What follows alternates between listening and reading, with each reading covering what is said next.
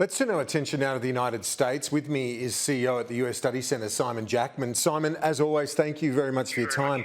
The Republicans have been very critical, unrelenting of President Biden's handling of the borders.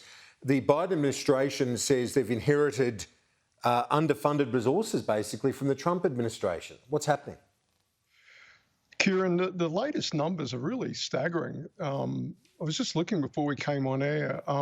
There are 15,000 undocumented children in the care of the federal government. They're essentially wards of the state on the southern border of the United States. That's a staggering number.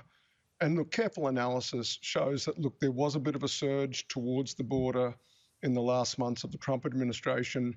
But clearly, I think it's hard to say that, there hasn't been signals sent of a more humane approach, at least from the Biden administration, and that's got to play a not significant role in the uptick we're seeing in recent weeks, to the point now where I think things are really out of hand. And the Biden administration, I think you'd have to say, this is emerging as perhaps, other than COVID, I think their first big domestic crisis where I think there's a plausible case that this one is on them, that some of the signals that were sent, particularly in the interregnum between the election and coming to office, there'd be a more humane approach to sort of receiving families than we saw under the Trump administration.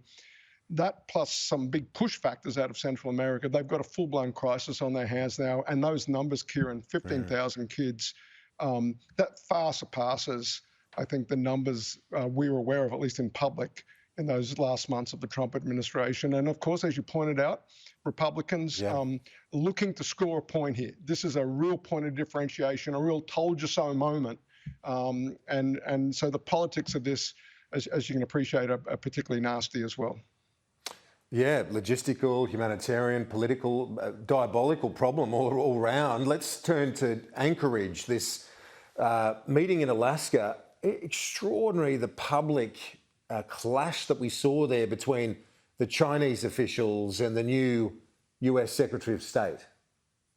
Yeah, it's back to the good old days. Sort of reminded you, for those with long memories of the last decades of the Cold War, where particularly, frankly, from the authoritarian regime side, in the old days of Soviet Union, this time China, playing for a domestic audience big time and sending a signal back to their political masters, and perhaps jockeying for position too back home about how tough they can be with the Americans. And of course, the Americans, Secretary of State Blinken, and in particular that quite spectacular footage with the National Security Advisor Jake Sullivan alongside, weren't having a bar of it. And I think are at real pains to say to the world, and in particular to the Chinese, this is not Obama 2.0.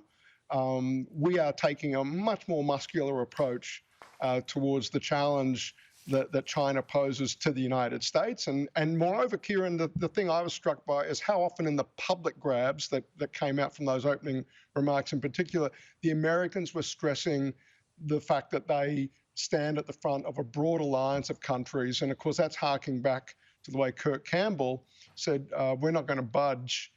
Don't expect major concessions from the United States until China backs off on some of the economic coercion of Australia. So it was a really fascinating exchange from that extent to see the way that this much vaunted priority on alliances actually found its way into those very public and very pointed remarks from the American side back to the Chinese.